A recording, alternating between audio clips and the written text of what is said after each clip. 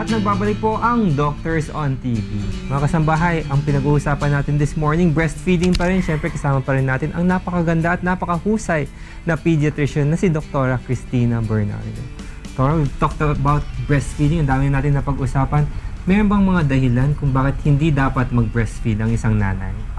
Meron naman. So, like we discussed earlier, may 5% of women have reasons not to breastfeed. One, for the infant, yung tinatawag nating inborn errors of metabolism, which is yung phenylketonuria, maple syrup disease, galactose-C. So, meron talaga silang infant formula na specialized na tinatawag. So, hindi talaga yan pwede. For the mothers, active tuberculosis, HIV, for countries with may supply and sustainability of the milk supplementation and water.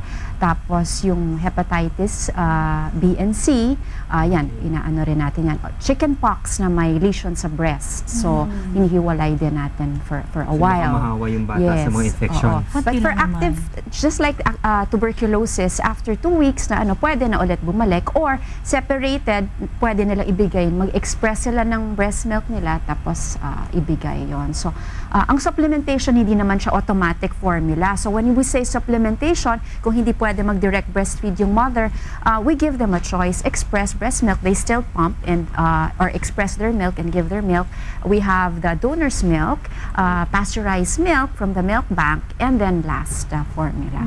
Yung mga umiinom ng gamot, doktora, ba may diabetes ang isang patient or may high blood, at a young age, umiinom po ng gamot, pwede pa rin ba siya mag-breastfeed? Most medications is compatible with breastfeeding. So we have yung hindi pwede, yung mga chemotherapeutic medications, yung those mothers who underwent radiation, medications, therapy. Tapos those who pwede pa rin yung mga psychotic medications. But the thing is, with the mothers who are on it, medyo groggy. So pwede rin sila we classify them as temporarily pwedeng hindi breastfeed, but they can go back to exclusive breastfeeding later on. Let's give way to one phone-in question, Doktora. Ano po ang ideal age ng bata to introduce pacifiers or to bottle feed with expressed breast milk? This is coming from Jean Rogelio from Marikina. So, usually, recommended or ang mga studies na lumalabas, mga 5 to 6 weeks, you can introduce the pacifiers and bottles for the reason that at this time, the baby is already very good with breastfeeding. Kasi so wala na tayong mga nipple confusion that time. So again, with breastfeeding kasi there's no standard, there's no parang walang dikahon or talagang strict tayo. So if kunyari 2 or 3 weeks, medyo mahusay na si baby, then you can probably introduce a pacifier. But kunyari 6 weeks, 8 weeks, hindi pa marunong, then you don't introduce those teats and pacifiers. So these things will just be detrimental kasi to direct breastfeeding. So ganun ho yung Pero some kids, some babies don't like pacifiers. Yes. They don't like bottles. So I have a case na 1-year-old, ayaw, refuse all the bottles were there. I refuse talaga. So that would be hard for working mothers. Pero Doc, is it true na may mga baby ayaw talagang mag-latch? Ito kasi yung danger na separate yan. So usually we see cases na na-separate sila, so hindi agad na palatch, hindi naturuan, or they were admitted at the NICU and were fed with different methods na hindi nag-direct breastfeeding si mother. So hindi na marunong mag-latch on si baby, naglalap na lang because cup feeding tayo sa nursery, sa NICU.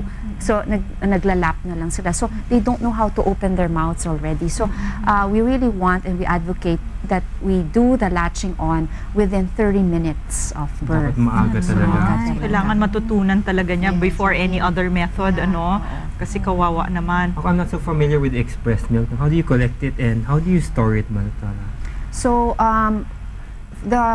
what we want is really to use your hands, so to express milk, especially for the first 3 days, since very minimal yung milk natin, so few drops lang, so expression. So ang misconception again is for those mothers, if you give a pump right away, tapos nag-try sila mag-pump, of course, wala sila makukuha masyadong milk. Then they get discouraged and they'll say, wala akong milk. But if they use their hands and manually express their milk, they get those few drops, happy na sila. So nakikita na, may milk ako. So that's one of the benefits of using hands. So we want to express milk by hand. But later on, if you're working, that's quite hard already. So you can use the pumps.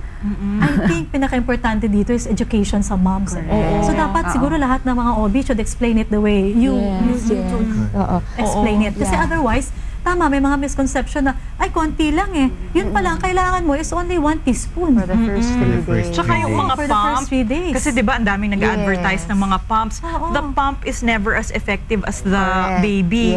So feeling nila, pag walang makuha sa pump, si baby din wala. That's not true. Correct. Is it also true that kung walang makuha si baby at hirap pa si baby mag-latch, is it also true na okay lang na ipa-latch sa fathers? Sa husbands? Technically, any nipple stimulation will stimulate breast milk production. So, it may help. Oo. Actually, pwede. Ayun, pero, pwede. Doktora, I think we should tell them kung ano ba yung mga, kasi di ba, unlike bottle, na may measure mo, nakikita mo yung nafi-feed mo sa baby, yun yung wala kasi ang breastfeeding mothers no? So, they have no idea may nakukuha ba ang baby ko or wala. How would you know? How would they know? So, the best way, or for the first few days in the hospital, we check for the urine, the output urine and the stool. So that way, kung wala naman silang naiinom, walang lalabas. Kung may lumabas, ibig sabihin may naiinom sila. So yun, very important. So we check that daily to save. So on the first day ba, may fecal matter na si baby dapat on the first day? Yeah, we call it meconium, yung black. Meconium, yes. Tapos it transitions to brownish. And by day 4 or day 5, it should be yellowish already. So that's your indication that you're having a good feeding. So by day 5, ganyan, yellow na yung stools niya. Pero kung day 5, meconium pa din, black pa din, that means hindi maganda yung breastfeeding. Si Doc JM may hanging question kanina tungkol doon sa storage. So kung nakapag-express ka na, how do you effectively store it? Well, for kunyari, nag-express ka, nilagay mo lang dyan sa room temperature about 4 hours. Now, if you put it in the ref, it can last you for 4 days to 7 days. Again, hindi tayo dekahon kasi pag sinabi mong 4 to 7 days, pwede kasing packed yung refrigerator nyo, tapos madaming nagbubukas, so 4 days lang. But if it's entirely for breast milk alone, it can extend to 7 days. Now, if you put it in a freezer in the same ref, that can last about 3 weeks. Separate freezer with a different door, then 3 months to 4 months. So, ganun. So, lots of learning this morning, mga kasambahay. Mamaya, meron pa tayong pag-uusapan. Wag muna kayong aalis. Magbabalik po ang Doctors on TV.